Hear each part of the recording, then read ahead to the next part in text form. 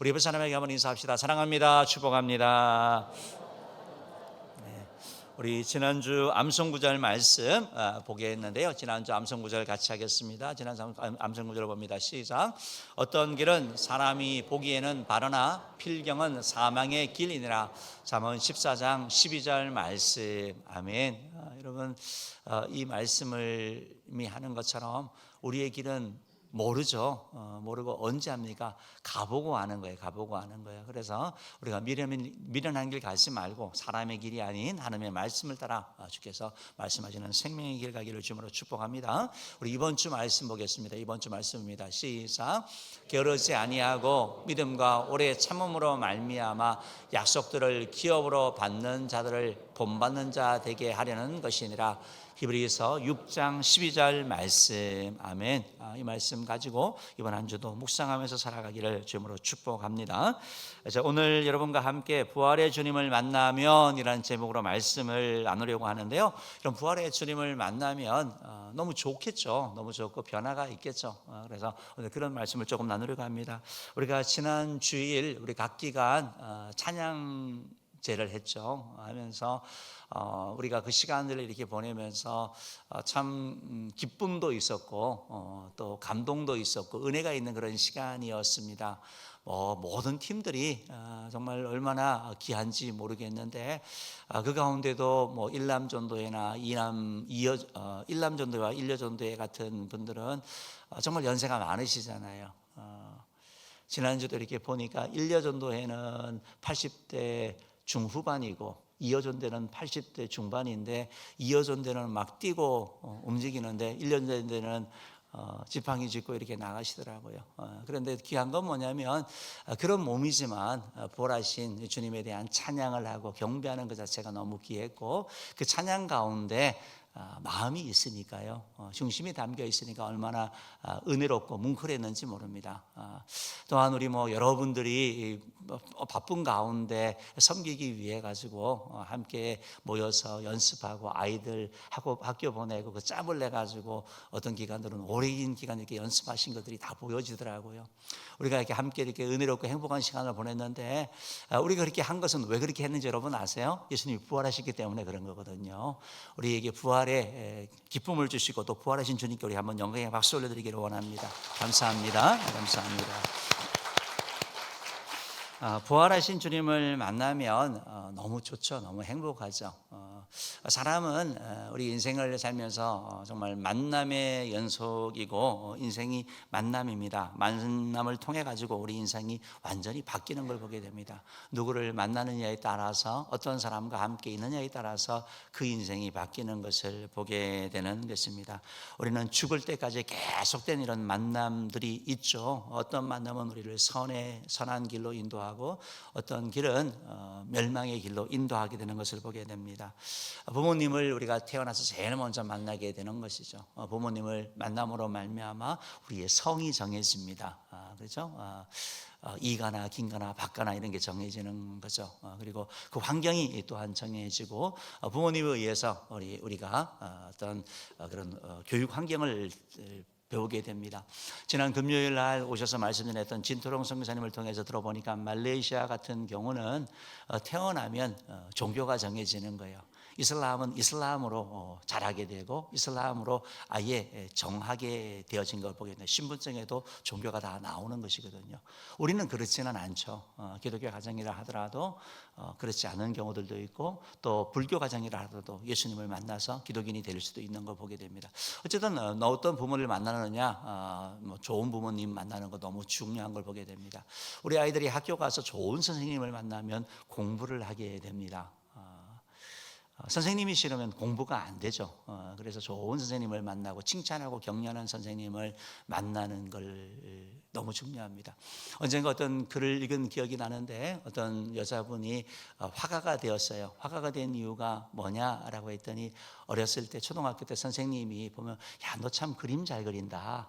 그 말 한마디가 자기를 화가로 이끌었다라는 거예요. 그런 칭찬의 그런 말들이 얼마나 중요한지 모르는. 그러니까 어떤 선생님을 만나느냐 너무 중요하고, 우리 아이들도 좋은 선생님 만나도록 우리가 기도해야 되는 것이죠. 또한 친구를 만나는 것도 너무 중요하죠. 어떤 친구 참 착하고 참 좋았는데 우리 부모들 마음은 정말 친구를 잘못 만나가지고 타락의 길, 제약의 길로 빠지는 그런 아이들도 있고, 또 그 길로 빠졌다가도 좋은 친구 만나가지고, 신앙의 친구 만나가지고 이렇게 주님 앞에 오게 되는 그런 사람들도 있는 거고. 그러니까 친구도 너무 중요하게 된 걸 보게 됩니다. 뭐 배우자는 말할 것도 없죠. 우리 뭐 같이 예배드리는 우리 성도님들 가운데도 전혀 예수를 믿지 않다가 결혼을 하려고 그러면은 세례를 받아야 되고 교회를 다녀야 된다니까 하겠다고 해서 결혼하려는 마음으로 또 이렇게 교회를 다니다가 또 예수를 믿게 되고 하나님의 자녀가 되는 이런 축복을 누리는 것, 아내를 만나는 것, 뭐 배우자를 만나는 것도 너무 중요한 것을 보게 됩니다. 우리가 만남을 만나면서 정말 어떤 만남은 우리에게 큰 기쁨을 주고, 또 어떤 만남은 우리에게 슬픔을 주고 아픔을 주죠. 잘못된 그런 만남들이 있는데, 그 만남들이 때로는 정말 수렁에 빠진 것처럼 헤어나고 싶은데 헤어나지 못하는 그런 아픔과 고통을 줄 때도 있다는 것입니다. 그런데 우리의 모든 만남이 잘못된 만남이었다 하더라도 그런 뭐 부모님이나 친구나 선생님이나 이런 잘못된 만남을 통해서 우리 인생이 망가지고 찌그러졌다 하더라도, 여러분 한 분 예수 그리스도를 만나게 되면 우리 인생이 바뀌게 되는 거거든요. 모든 찌그러진 그런 관계, 망가진 관계를 회복할 수 있는 관계가 있는데 만남인데, 그 만남이 뭐냐? 바로 예수 그리스도의 만남이라는 것입니다. 오늘 우리가 읽은 성경에도 예수 그리스도를 만남으로 말미암아 다시 새로워진 사람이 있습니다. 우리가 오늘 누가복음 24장 말씀을 읽었는데, 누가복음 24장은 여러분 나 같은 죄인 살리신 주은의 놀라와 존 뉴턴이 했잖아요. 이분은 노예 상인이었거든요. 실망과 타락 가운데 살았고, 심지어 그의 아버지가 포기하고 버렸던 그런 아들이었거든요. 그분이 뭐라고 그랬냐면, 성경에 누가복음 24장 말씀만 있다고 하더라도 회복된다고 얘기를 했어요. 왜냐하면 실패하고 망한 것을 찾아가시는 예수님, 그 예수님을 만남으로 말미암아 오늘 본문에 있는처럼 엠마오로 가던 제자들이 새로워지지 않습니까? 바로 그래서 이 누가복음 24장이 너무 중요하다는 것입니다. 오늘 우리가 읽은 이 본문 말씀에도 바로 예수님이 돌아가신 이후에 바로 엠마오로 가다가 바로 예수님을 만남으로 말미암아 변화된 그들의 삶, 그걸 소개하고 있는 걸 보게 됩니다. 예수님을 만나면 항상 변화를 가져오게 되는데요. 한번 PPT를 한번 좀 보여주시면 좋을 것 같아요. 예루살렘에서 엠마오를 향해서 이렇게 나아가게 되는데요. 우리가 이제 거리가 어느 정도 되느냐라고 할 때, 예루살렘보다 엠마오는 조금 위쪽에 이렇게 위치하고 있죠. 여러분 보시는 것처럼. 그래서 좌측에서 약간 위쪽으로 더 가게 되는 것을 보게 됩니다. 그래서 엠마오 예루살렘이 저렇게 되어져 있고, 성경에서 엠마오가 막 그렇게 중요하게 나오지 않기 때문에 있는 지도를 찾아보니까 이제 저런 지도를 찾게 되는 걸 보게 됩니다. 거리는 약 한 12km 정도, 11, 12km 정도 되는 그런 거리이고, 그러니까 저 거리를 향해서 이제 갔던 것을 보게 되는 것이죠. 저곳에서 예수님이 그들을 찾아가시고 그들을 만나 주셨는데, 오늘 그들의 삶에 나타난 변화를 살펴볼 것인데요. 바라기는 부활하신 주님을 만나서 변화됐던 것처럼 저와 여러분들도 바로 부활의 주님을 만남으로 말미암아 우리 삶 가운데 이런 변화의 역사가 일어나기를 주님으로 축복합니다. 첫 번째로 부활한 주님을 만나게 되면 제일 먼저 나타나는 변화가 바로 시각이 바뀝니다. 보는 것이 달라지게 되는 거예요. 바로 예수님을 만나면 이전과는 다른 그런 관점을 갖게 되고 다르게 보는 일들이 일어나게 되는데, 바로 오늘 우리가 읽은 성경에도 바로 그 모습이 나타나게 된다라는 것입니다. 전에는 계속 눈에 보이는 것, 물질적인 것만 본다면, 이제 예수님을 만나게 되면 보이지 않는 세계를 보는 눈이 열리게 되는 거죠. 제일 중요한 변화는 뭐냐면 예수님에 대한 생각이 바뀌는 것입니다. 여러분, 예수 그리스도에 대한 그런 사전을 통해서라든지 아니면 뭐 백과사전을 이렇게 찾아보면 예수님에 대해서 어떻게 얘기를 합니까? 4대 성인 중에 한 사람, 유대 종교의 창시자, 십자가형에 죽었다, 이런 기사들이 나오잖아요. 그냥 객관적인 그런 사실 가운데 있었던 사람이 부활하신 주님을 만나고 나면 그 주님이 바로 메시아이다, 그리스도라는 것을 우리가 믿게 되는 일이 일어나게 되는 거죠. 예수님에 대한 관점이 완전히 바뀝니다. 바로 하나님의 아들이시고 나를 위해 이 땅에 오신 예수 그리스도, 바로 나를 위하여 십자가에 못 박혀 죽으신 분, 그리고 죽음과 사망 권세를 깨뜨리고 부활하신 분이다라는 것을 믿게 되는 것이고, 바로 예수님에 대하여 바로 지금은 승천하셔서 하나님의 보좌 우편에서 나를 위하여 기도하시는 분이라는 사실을 믿게 되는, 바로 예수님에 대한 관점의 변화가 나타나게 되는 것이죠. 예수님에 대한 관점의 변화가 나타나게 되면 자연스럽게 다른 것들도 다르게 보기 시작하는 일들이 일어나게 됩니다. 이런 변화가 바로 예수님을 만남으로 말미암아 나타났습니다. 엠마오로 내려가던 두 제자는 예수님과 함께 갔지만 예수님이 그들 가운데 찾아오셨고 그들과 대화했지만 그들은 예수님인 것을 알지 못했죠. 그러나 바로 예수님을 알게 되는 일들이 일어나게 됩니다. 30절 31절 말씀 한번 읽어봅시다. 시작. 그들과 함께 음식 잡수실 때에 떡을 가져사 축사하시고 떼어 그들에게 주시니 그들의 눈이 밝아져 그인 줄 알아보더니 예수는 그들에게 보이지 아니하시는지라. 31절 말씀에 그들의 눈이 밝아졌다라는 거예요. 이게 너무 중요한 말씀이거든요. 눈이 밝아진다라는 거. 눈이 밝아진다.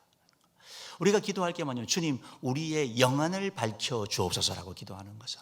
여기서 눈이 밝아졌다는 말이 우리가 흔히 갖는 시력이 0.1이다가 2.0이 되다 그런 말이 아니에요. 전에 보지 못하던 것을 보게 되는 일들이 일어나게 되는 거예요. 여러분 예수님에 대한 사실을 얘기를 하면서 그리스도의 복음의 비밀이라고 표현합니다. 하나님의 예수님을 복음의 비밀이라고 표현하는 것은 우리가 흔히 알고 있는 비밀과는 다른 비밀이에요. 나의 비밀이 있습니다. 그 비밀이 뭐냐면 내가 어떤 과거에 이런 일이 있었습니다. 감추고 싶은 비밀이잖아요. 그런 비밀이 아니라 여기서의 비밀은 그냥 시크릿, 영어로 하는 그런 시크릿의 비밀이 아니라 미스터리입니다. 미스터리. 그게 무슨 말이냐면 말해도 모르는 거예요. 누가 모르냐? 영안이 밝아지면 이 사실을 깨닫게 되는 거예요. 영안이 밝아질 때 제자들이 함께 있었던 그분이 바로 부활하신 예수님이구나. 우리와 함께 했던 그 예수님, 십자가에 못 박혀 죽으신 예수님이라는 것을 알게 되었던 것처럼 눈이 밝아질 때 이런 일들이 일어나게 된다라는 것입니다. 사랑하는 성도 여러분, 바로 이들이 예수님을 만남으로 말미암아 바로 눈이 밝아졌습니다. 영적인 눈이 뜨여진 것입니다. 그들은 밝아진 눈으로 말미암아 바로 예수님을 알아보게 되었던 것이죠. 구약 성경에 보면 아담과 하와도 눈이 밝아졌다라고 말합니다. 선악과를 따먹고 눈이 밝아졌을 때 뭐로 밝아졌습니까? 그들은 자기가 벌거벗은 것을 알게 되었고 수치와 허물을 알게 되었다라고 성경이 말씀하고 있는 거죠. 그러니까 이들의 눈이 밝아지는데 영적인 눈이 밝아진 게 아니라 죄악으로 눈이 밝아지는 것이 있는 것이고, 그러기 우리는 어떤 의미냐면 바로 영적으로 보이지 않는 바로 예수님을 바로 바라보는 이런 눈이 밝아진 것을 말씀하게 되는 겁니다. 여러분 영안이 밝아지게 되면 보이지 않던 예수 그리스도가 보이게 되고 천국이 보이게 되고 영원한 세계가 보이게 되는 이런 일들이 나타나게 된다라는 것입니다. 사랑하는 성도 여러분, 바라기는 여러분들에게 오늘 예수님을 만남으로 하면 눈이 밝아졌던 제자들처럼 바로 영안이 열리는 은혜가 있기를 주님으로 축복합니다. 눈이 열리기를 주님으로 축복합니다. 눈이 열릴 때 역사가 일어나게 되는 것입니다. 이들이 왜 그러면 예수님과 함께 있는데 왜 예수님을 알아보지 못했을까요? 성경은 다르게 표현합니다. 이들의 눈이 가리워졌다라고 표현합니다. 누가복음 24장 15절 16절 말씀 한번 읽어봅시다. 시작. 그들이 서로 이야기하며 문의할 때에 예수께서 가까이 이르러 그들과 동행하시나 그들이 눈이 가리워져서 그인 줄 알아보지 못하거늘. 예수님이 함께 하는데 이들이 여러분 예수님을 생판 모르는 사람이 아니에요. 예수님의 제자들이잖아요. 함께하고 교제했던 사람이잖아요. 그런데 왜 알아보지 못했느냐? 눈이 가리워졌다라고 말씀하고 있는 거예요. 눈이 가리워지는 거, 눈이 가리워지는 거. 이들이 왜 눈이 가려졌을까? 왜 눈이 가려졌을까? 우리가 생각해 볼 수는 있는 거죠. 왜냐하면 이들이 주고받은 대화를 보면 나타납니다. 이들은 예수님을 어떻게 생각했냐면 바로 예수님이 우리를 구원할 구원자라고 생각한 거예요. 이들이 기대했던 건 뭐냐면 예수님이 십자가에 죽으시는 게 아니에요. 십자가에서 내려오셔야 되는 거예요. 이들은 예수님의 설교도 들었습니다. 예수님이 하는 기적도 봤습니다. 예수님의 온유한 성품, 인격도 다 봤습니다. 그렇기 때문에 이들은 예수님이 자신들의 구원자가 되기를 원했거든요. 바로 정치적인 지도자가 되기를 원했던 거예요. 구원자가 되기를 원했던 거예요. 그런데 예수님이 십자가에 죽으신 거예요. 그러니까 이들이 생각할 때는 그 예수님은 우리가 기대했던 그 예수님, 우리가 바랐던 그 예수님을 통하여 뭔가 한 자리를 할 것 같았는데 그 예수님이 무력하게 십자가에 죽으신 그 사실 가운데 이들은 큰 충격 가운데 빠졌고 슬픔 가운데 빠졌다라고 얘기를 하고 있습니다. 낙심되었고 그들이 기대했던 기대가 무너졌을 때 큰 낙심과 슬픔 가운데 빠졌을 때 자기 문제 가운데 들어갔을 때 이들은 예수님을 보지 못했던 걸 보게 되는 것이죠. 이들이 왜 예수님을 보지 못했습니까? 예수님이 말씀하시는데 자기 생각만 가득 차 있는 거예요. 예수님이 가이사랴 빌립보에서 예수님이 말씀하셨습니다. 지사들에게 내가 예루살렘에 올라가 제사장과 서기관들에게 내가 체포될 것이고 고난 받으시고 십자가에 죽을 것이고 그리고 부활할 것이다 라고 말씀하셨습니다. 예수님이 3차례나 말씀하셨는데 이들은 그냥 듣고 흘려버리는 거죠. 귀 기울이지 않는 것입니다. 더 나아가서 예수님께서 바로 고난주간에 제사장들과 함께 성찬식을 하시죠. 유월절 식사를 하시고 나서 떡을 떼어주시면서 말씀합니다. 이건 너희를 위하여 찢기는 내 몸이다 라고 말씀하셨습니다. 포도주 잔을 가지시고 이것은 너희를 위하여 흘리는 나의 피다 라고 말씀하셨습니다. 이 잔을 먹고 마시라 라고 주님께서 말씀하십니다. 주님께서 포도주와 떡과 잔을 주시면서 너희를 위해 죽을 것이고 그리고 다시 부활할 것에 대한 말씀을 하는데 여러분 그들이 듣지 않는 거예요. 듣고 그냥 흘려버리는 것이죠. 왜? 가려져 있으니까. 믿음으로 보지 않으니까 들려지지 않는 것입니다. 더 나아가서 오늘 우리가 읽은 말씀처럼 예수님이 부활하시고 난 다음에 여인들이 무덤에 가지 않습니까? 빈 무덤 아닙니까? 그 빈 무덤의 사건을 듣고 제자들이 갔다라고 말하고 있습니다. 그런데 예수를 보지 못했기 때문에 믿지 아니했다라고 성경이 말씀하고 있는 거예요. 그러니까 결국 내 생각대로 성경이 말씀하시는 예수님이 아니라 바로 내 기준으로 내 삶으로 생각하는 예수를 바라보기 때문에 자기 생각에 몰두하고 있기 때문에 예수님을 발견하지 못한다라는 것입니다. 사랑하는 성도는 오늘날도 사람들이 눈이 가려져 있는 사람들이 있습니다. 자기 문제 가운데 내 슬픔 가운데 내 고통 가운데 가득 갇혀져 있어가지고 예수님을 전혀 보지 못합니다. 우리가 복음을 전하고 초청하고 때로는 설교 말씀이 들려지지만 내 문제 가운데 가로잡혀져 있는 거예요. 예수님에 대하여 성경에서 말씀하신 우리를 위해 십자가에 죽으시고 부활하신 예수님이 아니라 내가 생각하는 메시아는 달라야 돼. 그 생각 가운데 있기 때문에 눈이 가려져서 보지 못하는 것입니다. 지금도 유대인들은 메시아를 기다립니다. 그들은 메시아가 안 왔다고 생각하는 거예요. 십자가에 죽는 자는 메시아가 아니라고 생각하고 있습니다. 눈이 가려워진 것을 보게 되는 거죠. 그렇지만 그들 가운데 일부 유대인들은 메시아닉 주라 그래가지고 그들 가운데는 눈이 열려서 바로 예수님이 바로 우리가 기다리는 메시아라는 것을 믿는 자가 있는 것이죠. 사랑하는 성도 여러분, 우리의 눈이 열려질 때 예수 그리스도를 바라보게 된다는 것입니다. 바라기는 영적인 눈이 열림으로 말미암아 부활하신 예수님 바로 우리의 구원자고 우리의 메시아고 우리의 생명이고 우리의 왕이고자 생각하는 선지자라는 사실이 믿어지는 있기를 주님으로 축복합니다. 바로 예수를 믿게 되면 우리의 시야가 바뀌게 되는 거예요. 관점이 바뀌게 되는 것입니다. 이제는 단순히 육적으로 쾌감, 손에 잡히는 물질, 눈에 보이는 것만 중요했다고 한다면 이제 보이지 않는 영혼이 더 중요한 거예요. 우리 육신의 건강도 중요하지만 영혼의 건강이 더 중요한 걸 보게 되는 것입니다. 이 땅의 삶도 중요하지만 저 하늘의 삶, 저 천국의 삶이 더 중요한 것을 우리가 경험하게 되고 그것을 바라보는 일들이 일어나게 되는 것입니다. 전에는 사라질 것에 대하여 관심을 가지는 것입니다. 그러나 우리가 예수 그리스도를 통해 가지고 영원한 것을 바라보게 되는 것이죠. 예수 그리스도를 통하여 가정의 소중함을 알게 됩니다. 가족의 소중함을 알게 됩니다. 교회의 소중함을 알게 되는 것입니다. 우리 학생들 같은 경우 저희 아이들도 그렇고 친구가 제일 좋은 거예요. 가족은 관심도 없습니다. 친구가 막 전부예요. 다 해줄 것 같처럼 얘기합니다. 그러나 우리가 잘 알잖아요. 우리 삶에 성공하고 잘 나갈 때는 친구가 좋죠. 그렇지만 병들고 실패하고 문제가 생기면 그 친구들이 그 자리에 있습니까? 있는 친구도 있죠. 그렇지만 모른 척하고 전화 받지 않는 사람도 많이 있습니다. 그러나 누가 끝까지 합니까? 가족이 함께 하는 거죠. 고난의 때, 어려움 때, 시련의 때 가족이 함께하고 그 가운데 이겨내는 힘을 주는 것이고, 누가 함께합니까? 교회가 함께하는 거죠. 여러분이 성공했을 때 기뻐해주고, 여러분이 슬픔 당하고, 여러분이 실패했을 때 함께 울어줄 수 있는 공동체, 이게 바로 교회 아닙니까? 그러니까 우리의 삶이 가정과 교회가 중심이 돼서 살아갈 수밖에 없는 것이고, 하나님을 바라보는 이런 관점들이 우리 가운데 나타난다라는 것입니다. 사랑하는 성도 여러분, 부활하신 예수님을 만나면 우리의 관점이 바뀌고 생각이 변하게 되는 것 같습니다. 어떤 분의 얘기를 조금 드리려고 하는데요. 어떤 여자 성도의 얘기인데, 이분은 초등학교 교사 선생님이었대요. 교사 선생님인데, 그런데 이제 남편하고 이렇게 결혼해서 이렇게 사는데, 어느 날 아주버님이 오셔가지고 이런 얘기를 했대요. 내가 꼭 갚을 거라고. 내가 꼭 갚을 거다라고 이 얘기를 하고 그냥 사라졌대요. 알고 봤더니 이제 그 사업이 어려워져 가지고 보증을 해준 거예요, 집안에서. 그런데 모든 게 다 날아간 거예요. 그리고 나서 이분은 이제 비가 새는 집으로 보증했기 때문에, 그리고 뭐 엄청 큰 바퀴벌레가 나오는 그런 집으로 옮겨갔대요. 그것만 해도 막 미움의 생각이 들고 힘들었는데, 남편이 뇌출혈이 또 온 거예요. 의사가 얘기를 합니다. 그냥 사망한다라는 거예요.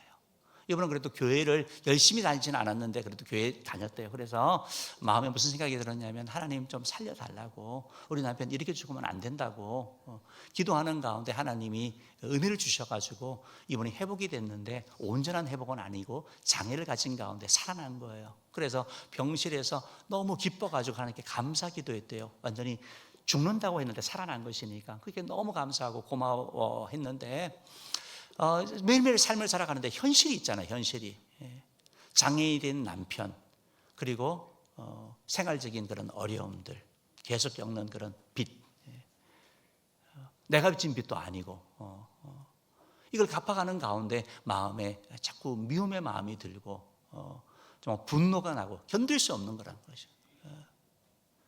그러니까 당연히 본인도 힘드는 거죠. 본인도 힘드는 거죠. 이랬던 부분이 그냥 교회를 출석하는 그런 관계에서 바로 부활하신 예수님을 만나고 나니까 마음에 자기 자신이 죄인임을 깨닫게 되고, 그 미움이 사라지는 걸 경험하게 됐대요. 이전까지는 교회 와서 예배드리고 하면서 내가 용서해야지 미워해가지고 결국 나만 고생하는 거 아니야, 잠도 못 자고 고생하니까 미워해야 하는 거 용서해야지 하는데 안 되더래요. 그런데 주님을 만나고 나니까 주님께서 다르게 보게 하시고 그 삶 가운데 변화를 주셨다는 것입니다. 사랑하는 성도 여러분, 부활하신 주님을 만나면 예수님을 바로 알게 됩니다. 예수님은 우리를 위해 이 땅에 오신 하나님의 아들이시고 우리의 구원자가 되십니다. 저희 여러분 모든 죄를 지고 십자가에 죽으신 분이시고 부활하신 분이십니다. 그 주님께 나아갈 때 우리의 시야가 바뀌게 되고 변화가 되는 역사가 일어날 줄 믿습니다. 그런 애가 저희 여러분에게 이기를 주심으로 축복합니다. 두 번째로, 부활하신 주님을 만나게 되면 우리의 마음이 변하게 됩니다. 마음이 변합니다. 가슴이 뜨거워집니다. 세상을 향하던 마음이 이제 주님을 향하는 마음으로 바뀌게 되는 것이고, 냉랭한 그런 마음이 뜨거워진 마음이 되는 거예요. 세상을 향하여 냉소적이고 비판적인 그런 마음들이 이제 뜨거운 마음으로, 사랑의 마음으로 바뀌는 일들이 일어나게 되는 것을 보게 되는 것입니다. 지금 오늘 본문에 따르는 엠마오로 가는 두 제자는 큰 실망 가운데 빠진 거죠. 예수님에 대한 그 실망과 슬픔과 아픔 가운데 있었는데, 이들이 바로 예수님과 함께함으로 말미암아 이들의 마음이 뜨거워졌다라고 오늘 성경이 말씀하고 있습니다. 우리 성경 30몇 절이죠? 우리 32절 말씀 한번 읽어봅시다. 시작. 그들이 서로 말하되, 그래서 우리에게 말씀하시고 우리에게 성경을 풀어주실 때에 우리 속에서 마음이 뜨겁지 아니하더냐 하고. 여러분, 마음이 뜨거워진다는 거예요. 마음이 뜨거워진다는 거예요. 어떤 뭐 감동적인 얘기를 해서 뜨거워지는 게 아니고, 인위적인 게 아니라 성령님이 역사하시는 거예요. 말씀하는 가운데 주의 말씀이 나에게 들리는 거예요. 들리는 거예요. 주님께서 말씀을 풀어주셨거든요. 뭘 풀어주셨냐면, 메시아가 고난받고 십자가에 죽을 것이고, 메시아가 어떤 분이 구약 성경을 통해 가지고 다 예수님에 대한 메시아에 대한 내용을 가르쳐줬거든요. 근데 그걸 들으면서 그렇지, 가슴에 실망 가운데 있었지만, 슬픔 가운데 있었지만 그 마음 가운데 소망이 생기고 가슴이 뜨거워지는 것을 경험했다라는 거예요. 여러분, 주님의 말씀을 들을 때, 주님이 함께 하실 때 우리의 가슴이 뜨거워지는 거예요. 삶의 목적이 생기는 것입니다. 여러분, 주님을 만나는 사람이 대충 살지 못하는 거예요. 주님을 만나는 사람은. 우리 학생들이 뭐 주님을 만나면 공부를 다 잘한다는 말은 아니에요. 그러나 성실하게 감당하게 되는 거예요. 사업을 하는 것도 성실하게 감당하는 거예요. 왜? 주님께서 나에게 맡기신 일이니까.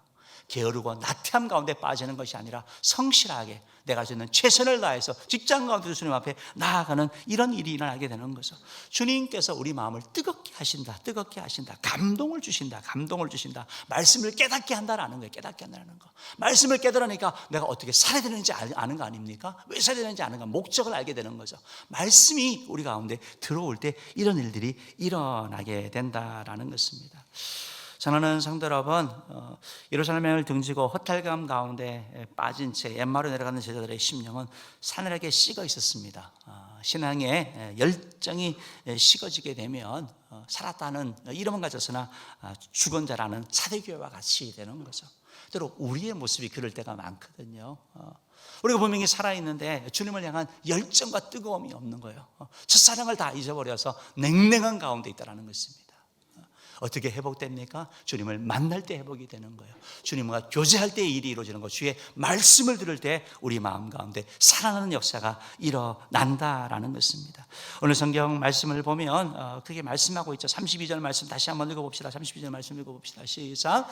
그들이 서로 말하되 길에서 우리에게 말씀하시고 우리에게 성경을 풀어주실 때에 우리 속에서 마음이 뜨겁지 아니하더냐 하고. 여러분, 성경을 풀어주실 때, 말씀하실 때 하나님의 말씀이 우리를 변화시키는 거예요. 감동적인 얘기는 유튜브에 너무 많더라고요. 아이들에게 저도 막 보고 너무 좋아가지고 아이들에게 동기부여 해준다고 보내면 학교에서 하도 봐서 지겹대요. 아이들에게 정신 차리게 하려고. 여러분, 그런 것은 그냥 감동도 너무 지나치면 안 되잖아요. 그러나 하나님의 말씀은요, 인위적인 게 아니거든요. 이 말씀이 우리를 이끌어가는 거예요. 이 말씀이 우리를 변화시키는 거예요. 이 말씀에 대해 동의함으로 말미암아 우리 가정을 내가 바꾸려고 하는 거죠. 주님의 말씀으로 말미암아 내가 섬김의 삶 살려고 하는 거고, 주의 말씀을 따라서 내가 남편에게 순종하려고 하는 것이고, 주의 말씀을 따라서 내가 아내를 사랑하려고 하는 것이고, 주의 말씀을 따라서 내가 부모에게 효도하려고 하는 것이고, 주의 말씀을 따라서 내가 주의 교양과 훈계로 자녀를 양육하게 하려고 내 소유가 아니라 하나님이 맡기신 기업으로 받아들이는 일이 일어나게 되는 거, 바로 말씀이 우리 가운데 들어올 때 이런 일들이 일어난다라는 것입니다. 사랑하는 성도 여러분, 혹시 신앙의 첫사랑을 잃어버린 냉랭한 상태로 있습니까? 우리의 식은 가슴에 정말 불이 붙어야 되는 거예요. 하나님이 뜨겁게 하는 일이 일어나야 되는 것입니다. 어떻게 이런 일들이 일어나게 되는 것입니까? 주님께서 우리를 만나주실 때 이런 것입니다. 예배를 통하여 주님과 친밀해지고 말씀을 통하여 깨달아질 때 우리 가운데 주여 내가 이렇게 살겠습니다는 그런 열정들이, 열망들이, 우리가 흔들 수 있는 그런 깃발들이, 부를 수 있는 노래가 우리 가운데 주어지는 것입니다. 지난주에 한 장로님하고 이렇게 얘기를 했는데, 이 장로님은 시골에서 어릴 때 이렇게 상경을 했대요.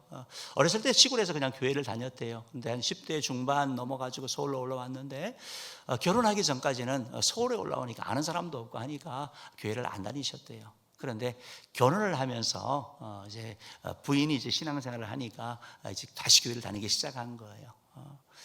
교회 가니까 이제 부활하신 주님을 만나는 거죠. 그러니까 너무 좋은 거죠. 너무 좋고 너무 행복하니까 교회에서 기도라든지 봉사라든지 뭐 섬김이라든지 이런 부분을 다 감당하는 거예요. 그러니까 하나님께서 이분에게 은혜를 주셔가지고 아무것도 없이 시작했는데 하나님께서 어느 정도의 경제적인 복도 주신 거죠. 그리고 자녀의 복을 주셨더라고요. 자녀의 복. 자녀들이 결혼의 복을 받아가지고 정말 귀한 가정과 이렇게 연결되는 거예요. 흔히 우리가 생각하기 어려운 가정과 이렇게 연결이 되더라고요. 그러니까 하나님께서 이렇게 하셨는데, 그 장로님이 이제 말씀하신, 지금도 뭐 여전히 교회 봉사하고 섬기고 이렇게 하시면서 하나님이 다 은혜라고. 그런데 그런 말씀하시는 거예요. 그런데 목사님, 제가 교회 가서 예배드리고 기도하고 다 하는데 옛날 같은 뜨거움이 없어요. 옛날 같은 그런 절실함이 없어요. 이렇게 얘기를 하시더라고요. 근데 사실은 여러분, 이것은 그분만의 얘기가 아니라 우리 모두의 얘기일 수도 있다라는 거예요. 처음 신앙생활을 하고 구원의 감격과 기쁨 가운데 나아가서 하나님밖에 없었으니까 그때는 주님께 매달려서 하나님이 은혜를 주시고 물질도 주시고 건강도 주시고 이렇게 축복을 주셨는데, 그러다 보니까 어느 순간 우리의 배가 좀 부르고 또 따뜻해지니까 하나님에 대한 그런 간절함이 덜하여지는 이런 모습이 우리 가운데도 있을 수 있다는 것입니다. 바라기는 저 여러분들이 다시 한번 주님의 은혜 가운데 들어가서 주의 말씀을 통하여 다시 한번 뜨거워지는 복이 있기를 주님으로 축복합니다. 뜨거워져서 주님 다시 오실 그날 때까지, 아니 내가 주님 앞에 갈 그날 때까지 이 뜨거움과 열정을 가지고 열심을 다해 주를 섬기는 자 되기를 주님으로 축복합니다. 마지막 세 번째로 예수님을 만나게 되면 행동이 변하게 되는 거예요. 예루살렘으로 올라가는 자가 된다라는 것입니다. 여기서의 예루살렘은 바로 교회를 상징하는 것이고 은혜를 상징하는 것이고 하나님의 축복이 있는 것을 얘기를 하는 거죠. 예수님의 십자가가 있는 곳, 예수님이 부활하신 곳, 그것이 바로 예루살렘을 얘기를 하는 것이죠. 우리가 신앙이 주님을 만나게 되고 주님과 가까워지면 어디를 멀리 하겠습니까? 세상을 가까이 하겠습니까? 주의 교회를 가까이 하겠습니까? 말할 필요도 없겠죠. 죄를 짓는 사람들과 전에는 그렇게 가까웠는데, 세상 친구가 그렇게 좋았는데 이제 예수를 믿고 나니까 안 맞는 거예요. 계속 뭐 얘기하는 내용도 그렇고 맨날 하는 음담패설 얘기도 듣기가 싫은 거예요. 내가 어울리는 술자리도 내가 싫은 거고, 그러니까 자연스럽게 관계가 정리가 되는 거잖아요.